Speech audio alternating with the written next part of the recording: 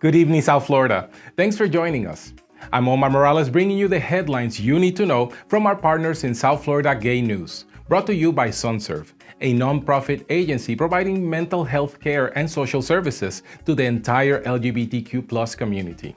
Visit them online at sunserve.org to learn more. We begin this week with news of a familiar online scam resurfacing. Recently, a Delray man using Grindr was hit on and chatted with another man who sent him nude photos. 2 days later, he received a notification that the person was a minor. That was a lie and part of a scam to blackmail money from victims. If you think you may have been a victim of this scam, please report the user to the app and block them immediately. From around the neighborhood, Fort Lauderdale Vice Mayor Steve Glassman responded to criticism from the Republican Party of Broward County. Tom Powers, chairman of the Republican Party of Broward County, criticized Glassman's tone in crafting a resolution concerning the January 6th assault on the U.S. Capitol.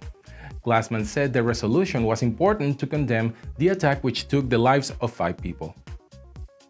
In national news, when Lafayette, Alabama first charged Chance Seneca with the brutal assault of Holden White, a gay man, the DA did not add hate crime charge citing lack of evidence.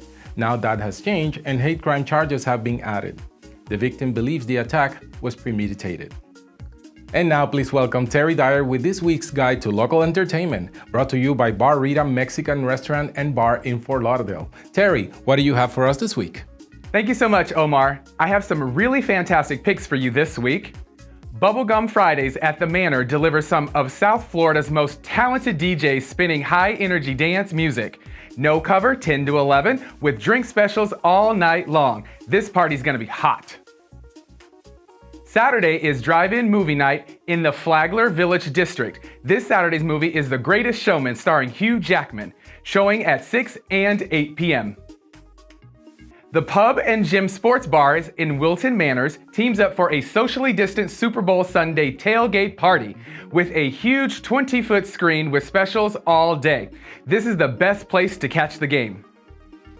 And on Monday night, get your pride on at Bar Rita Rooftop Mexican Restaurant as they give back 10% of their revenue to South Florida's Afro Pride. This is presented by Flock Fest Events and is always so much fun with yummy food and tasty drinks. You can review these picks online and on our social media platforms for details. Now, back to Omar at the news desk. Thank you, Terry. Now from around the globe, the U.S. has joined the growing calls for the Venezuelan government to release 5 HIV/AIDS service providers who were arrested January 12. Members of the HIV/AIDS organization Azul Positivo in Maracaibo were arrested by state military counterintelligence. The individuals have not been released and their situation remains unknown. This week in sports news, according to activists, Japan is missing one crucial thing before it's ready to host the Olympics. Of course, referring to legislation that protects LGBTQ+ people from discrimination. Several LGBTQ+ organizations urged the Olympic community to pressure Japan to pass an Equality Act that includes protections for LGBTQ+ people before the upcoming Summer Olympics. And finally, from the world of entertainment, NBC is facing accusations of transphobia for Michael Che's Saturday Night Live joke when Che said, "It's good news, except Biden is calling the policy, don't ask, don't tuck."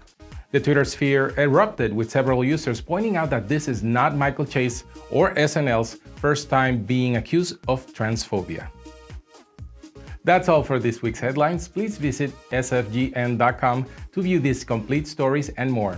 We are so excited to be back on the air sharing the amazing stories from South Florida Gay News. Thanks again to Terry Dyer for bringing us this week's guide. We look forward to seeing you again next week for all new headlines. Until then, I'm your anchor, Omar Morales, wishing you well.